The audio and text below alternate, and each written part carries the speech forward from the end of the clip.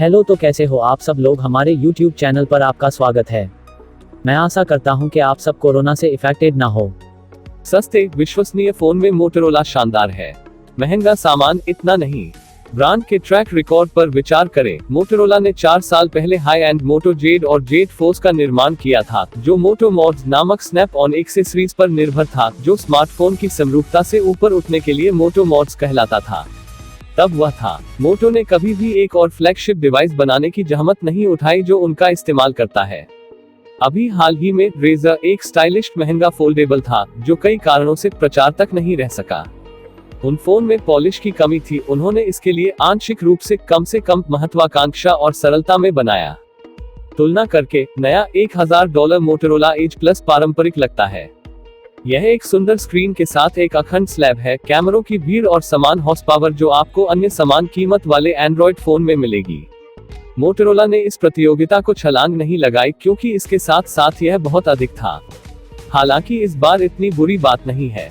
As plus में $1000 से अधिक के फिबेल है, जो वास्तव में होना चाहिए, लेकिन यह इस बात का प्रमाण है कि मोटोरोला एक सक्षम, कभी कभी भ्रमित करने वाला प्रमुख फोन हो सकता है।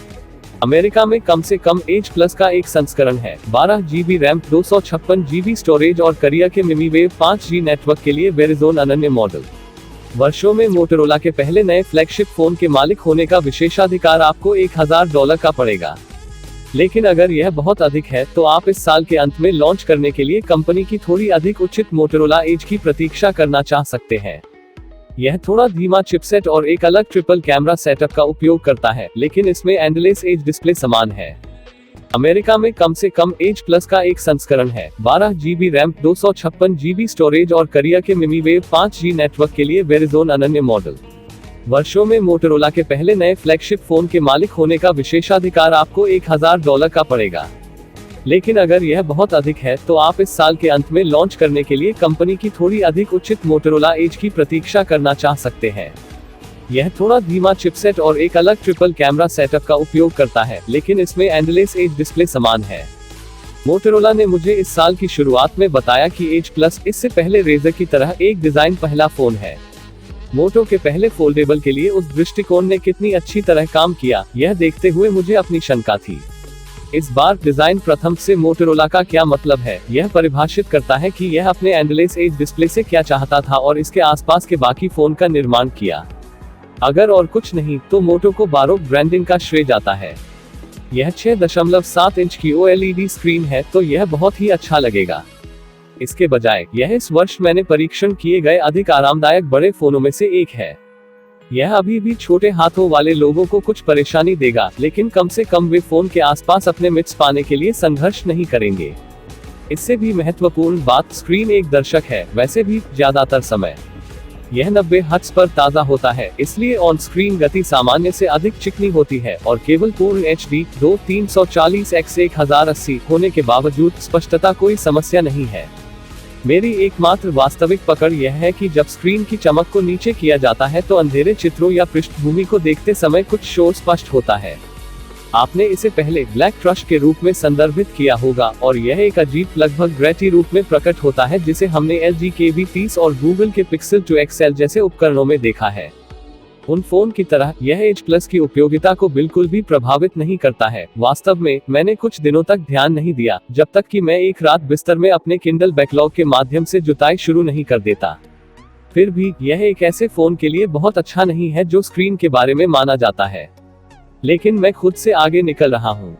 इससे पहले कि आप किसी को भी नोटिस करते हैं, आपकी आंखें स्क्रीन के किनारों पर खींची जाएंगी। वे फोन के किनारों के चारों ओर नाटकीय रूप से वक्र करते हैं, आधे रास्ते के निशान को मारने से पहले रोकते हैं। मैं देख सकता हूं कि मोटोरोला इस तरह स्क्रीन के साथ क्यों गया। तथाकथित झरना प्रदर्शन अभी भी काफी असामान्य है और वे हड़ताली है। लेकिन यहाँ एक महत्वपूर्ण सवाल है, क्या एज प्लस इस तरह की स्क्रीन का उपयोग करने से वास्तव में लाभान्वित होता है? एक सप्ताह के परीक्षण के बाद मुझे यकीन नहीं है।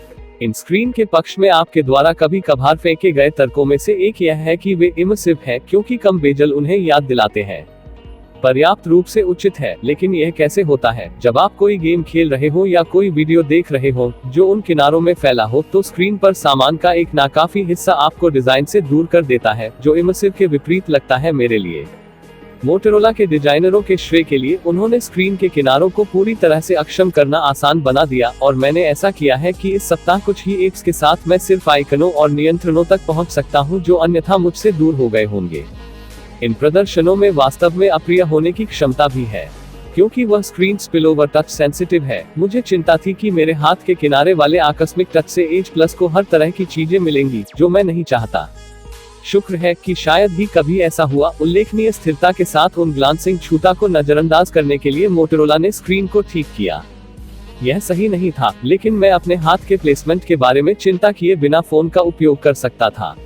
यह सैमसंग गैलेक्सी S20 अल्ट्रा या OnePlus 8 Pro के बारे में कुछ नहीं कह सकता। बेशक मोटोरोला के पास यह अधिकार पाने के अलावा कोई विकल्प नहीं था, क्योंकि फोन के चारों ओर किनारों पर खिंचाव होता है, इसलिए आपके हाथ का हिस्सा हमेशा स्क्रीन पर आराम करेगा।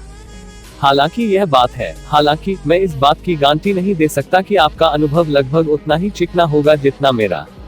कुछ लोग जिन्होंने एज प्लस का परीक्षण किया है, उनके पास बिल्कुल विपरीत अनुभव था। जब उन्हें वास्तव में नहीं होना चाहिए, तब तक लूप के लिए चीजों को फेंकना गलत है। मैं इस पर जोर नहीं दे सकता। एज प्लस उन फोन में से एक है जिन्हें आपको वास्तव में खरीदने से पहले अपने लिए रखना होगा। अब आकस्मिक स्पर्श एक बात है, इरादतन लोगों के बारे में क्या? मोटोरोला ने इन बड़े किनारों को थोड़ा और उपयोगी बनाने के लिए कुछ सुविधाएं जोड़ी। एक बार जब आप प्रारंभिक सेटअप के माध्यम से हल करते हैं, तो आप स्क्रीन के बाईं या दाईं ओर एक छोटी सी गोली की जगह देखेंगे। उस पर डबल टैप करें और आप किनारों को बंद और चालू कर सकते हैं।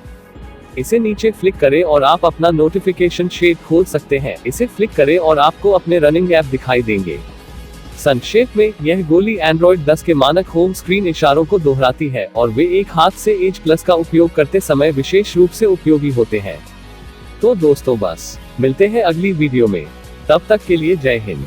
अगर आपको अच्छा लगा हो तो लाइक, शेयर और सब्सक्राइब कीजिएगा।